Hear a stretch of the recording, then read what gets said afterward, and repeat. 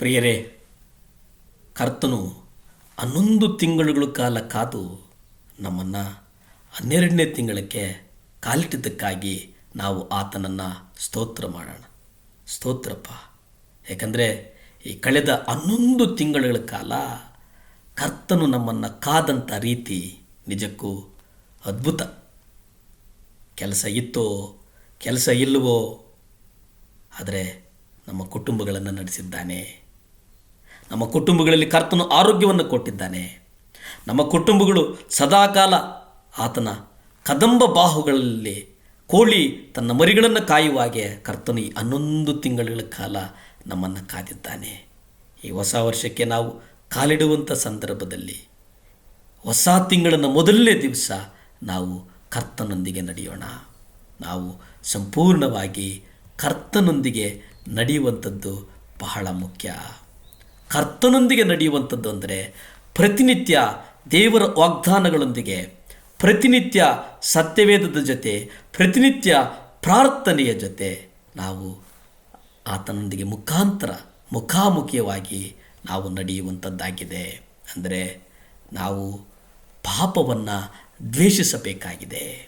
ಪಾಪವನ್ನು ನಾವು ದ್ವೇಷಿಸಬೇಕಾಗಿದೆ. ಯಾಕೆಂದರೆ ಕರ್ತನು ಪಾಪವನ್ನು ಪ್ರೀತಿಸಲಿಲ್ಲ. ಕರ್ತನು ಪಾಪಗಳನ್ನು ಕ್ಷಮಿಸಿದನು. ಆದರೆ ಈ ಲೋಕದಲ್ಲಿ ನಾವು ಪಾಪಗಳನ್ನು ಪ್ರೀತಿಸುವವರಾಗಿದ್ದೇವೆ. ಹಾಗಾಗಿ ಕರ್ತನ ಹಾದಿಯಲ್ಲಿ ನಡೆಯುವಾಗ ನಾವು ಪಾಪವನ್ನು ದ್ವೇಷಿಸೋಣ. ಸುಳ್ಳು ಹೇಳುವುದಾಗಲಿ, ಮೋಸ ಮಾಡುವುದಾಗಲಿ, ಹೃದಯವನ್ನು ಪಾಪವನ್ನು ಸಂಪೂರ್ಣವಾಗಿ ಒತ್ತುಕೊಳ್ಳುವಂಥ ಒಂದು ಪ್ರಕ್ರಿಯೆಯನ್ನು ನಾವು ಇವತ್ತೇ ಕರ್ತನ ಬಳಿ ಒಪ್ಪಿಕೊಂಡು ಅದನ್ನು ಬಿಟ್ಟು ಬಿಡೋಣ. ಕರ್ತನು ಬದುಕಿನುದ್ದಕ್ಕೂ ಯಥಾರ್ಥವಾಗಿ ಜೀವಿಸಿದನು ಅಂತಂದರೆ ಆತನು ನೀತಿವಂತನಾದನು. ಅವನ ಜೀವಿತದ ಪ್ರತಿಯೊಂದರಲ್ಲಿಯೂ ಹಣದ ಉಪಯೋಗಿಸೋದ್ರಲ್ಲಿಯೂ ನಡತೆಯಲ್ಲಿಯೂ ಯಾವುದೇ ರೀತಿಯ ಮೋಸ ವಕ್ರತೆಯನ್ನು ನಾವು ನೋಡಲಿಲ್ಲ. ಏಕೆಂದರೆ ಅವರು ಎಚ್ಚರಿಕೆಯಿಂದ ತಮ್ಮ ಜೀವಿತವನ್ನು ನಡೆಸಿದರು, ನೀತಿಯಿಂದ ಜೀವನವನ್ನು ನಡೆಸಿದರು. ಮುಖ್ಯವಾಗಿ ಎಷ್ಟೋ ಜನರನ್ನು, ಸಾವಿರಾರು ಜನರನ್ನು ಅವರು ಉನ್ನತೀಕರಣಗೊಳಿಸಿದರು. ಮಲಾಕಿ ಪತ್ರಿಕೆ 2ನೇ ಅಧ್ಯಾಯ 7ರಲ್ಲಿ ನಾವು ನೋಡ್ತೇವೆ. ಅಲ್ಲಿ ಜ್ಞಾನಾಸುರವಾಗಿ ಮಾತನಾಡುವುದು ಯಾಜಕನ ತುಟಿಗಳ ಧರ್ಮವಷ್ಟೇ. ಅವನು ಸೇನಾಧೀಶ್ವರ ಯೆಹೋವನ ದೂತನಾಗಿರುವ ಕಾರಣ ಜನರು ಅವನ ಬಾಯಿಂದ ಬಂದ ಧರ್ಮೋಪದೇಶವನ್ನು ಕೇಳಿಕೊಳ್ಳತಕ್ಕದ್ದು. ಮೊದಲು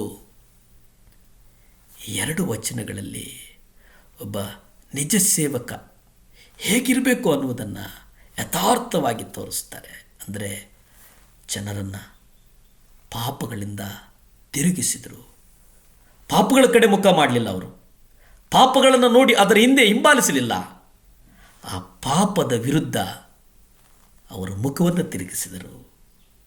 ಪಾಪದ ಕಡೆ ನಡೆಯುವುದಕ್ಕೆ ಇಷ್ಟಪಡಲಿಲ್ಲ. ಮೊದಲು ನಾವು ಕರ್ತನ ಬಳಿಗೆ ಹೋಗಿ ಆತನ ವಾಕ್ಯವನ್ನು ತೆಗೆದುಕೊಂಡು ನಂತರ ನಾವು ಜನರ ಬಳಿಗೆ ಹೋಗೋಣ. ಆತನ ವಾಕ್ಯವನ್ನು ತೆಗೆದುಕೊಂಡು ನಂತರ ನಾವು ಜನರ ಬಳಿಗೆ ಹೋದಾಗ ನಾವು ದೇವರ ವಾಕ್ಯವನ್ನು ಕೊಡುವವರಾಗಿದ್ದೇವೆ. ದೇವರ ವಾಕ್ಯಗಳು ನಮ್ಮ ತುಟಿಯಲ್ಲಿರಬೇಕು. ದೇವರ ವಾಕ್ಯಗಳು ನಮ್ಮ ಹೃದಯದ ಅಂತರಾಳದಲ್ಲಿರಬೇಕು. ಲೇವಿಯವರು ಆ ದಿನ ತುಂಬ ಜನರು ದೇವರ ದಾರಿಯನ್ನು ತಪ್ಪಿ ಆತನ ಒಡಂಬಡಿಕೆಯನ್ನು ಭಂಗಪಡಿಸಿ ಅವರ ಉಪದೇಶವನ್ನು ಜನರನ್ನು ಮುಗ್ಗರಿಸುವ ಹಾಗೆ ಮಾಡಿದರೆಂಬುದಾಗಿ ನಾವು ನೋಡುತ್ತೇವೆ. ನಾವು ಅಭಿಷೇಕವನ್ನು ಹೊಂದಿಕೊಂಡು ಜಗತ್ತಿನ ಎಲ್ಲ ಕಡೆ ಆತನ ಪ್ರೀತಿಯನ್ನು ಸಾರಬೇಕು, ಆತನ ನೀತಿಯನ್ನು ಸಾರಬೇಕು, ಆತನ ಸತ್ಯತೆಯನ್ನು ಸಾರಬೇಕು. ಆಗ ಕರ್ತನು ನಮ್ಮನ್ನು ಆಶೀರ್ವದಿಸುತ್ತಾನೆ. ಭೂಮಿ ಆಕಾಶಗಳನ್ನು ಉಂಟು ಮಾಡಿದಂಥ ಸರ್ವಶಕ್ತನಾದಂಥ ದೇವರೇ ಸ್ತೋತ್ರಪ್ಪ. ಹೊಸ ದಿನ ದೇವರೇ, ಹೊಸ ದಿನವನ್ನು ನಮ್ಮ ಜೀವಿತದಲ್ಲಿ ನೀವು ಕೊಟ್ಟಿದ್ದಕ್ಕಾಗಿ ಕೋಟಿ ಸ್ತೋತ್ರಪ್ಪ. ನಿಮ್ಮ ರಕ್ತ ಚೆಲ್ಲಲ್ಪಡಲಿ ಸ್ವಾಮಿ. ಈ ತಿಂಗಳ ಪೂರ ದೇವರೇ ನಿಮ್ಮೊಟ್ಟಿಗೆ ನಡೆಯುವಂಥ ಸೌಭಾಗ್ಯವನ್ನು ಕೊಡು, ನಿಮ್ಮೊಟ್ಟಿಗೆ ಮಾತನಾಡುವಂಥ ಸೌಭಾಗ್ಯವನ್ನು ಕೊಡು. ನಿಮ್ಮೊಟ್ಟಿಗೆ ನಡೆಯುವಂಥ ಸೌಭಾಗ್ಯವನ್ನು ಕೊಡು ಸ್ವಾಮಿ.